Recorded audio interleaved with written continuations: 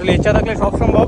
চুনারগড়ে অনেক দিন পর, প্রায় 2-3 বছর পর আমাদের ব্যারিস্টার সুমন ভাই এমপি হওয়ার পর এই প্রথম আসলাম। যদিও অনেক কিছু পরিবর্তন হয় নাই, কিন্তু সামান্য কিছু পরিবর্তনই চোখে পড়ার মতো। যেমন এই জায়গাটায় আগে কেউ থামতো না, আপনারা ভালো করে দেখলে লক্ষ্য করতে পারবেন।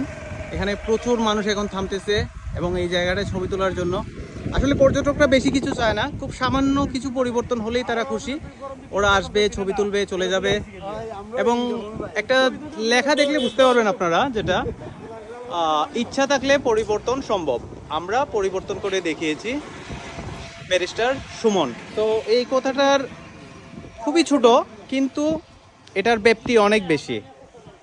আমাদের পরিবর্তন করার ইচ্ছা থাকতে হবে, কাজ করার ইচ্ছা থাকতে হবে। নতুবা আপনি ক্ষমতায় থাকেন আর যেখানেই থাকেন না কেন, দিন শেষে জিরো, ফলাফল শূন্য।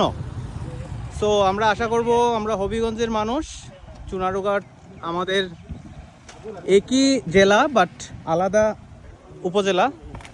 সো এখানে একটা পর্যটন বিকাশ ঘটলে সেটা আমাদেরই গৌরব, আমাদের হবিগঞ্জেরই গর্ব। সো আশা করি সুমন ভাই আরও অনেক পরিবর্তন করবেন এবং আমাদের মুখ উজ্জ্বল করবেন, হবিগঞ্জের মুখ উজ্জ্বল করবেন।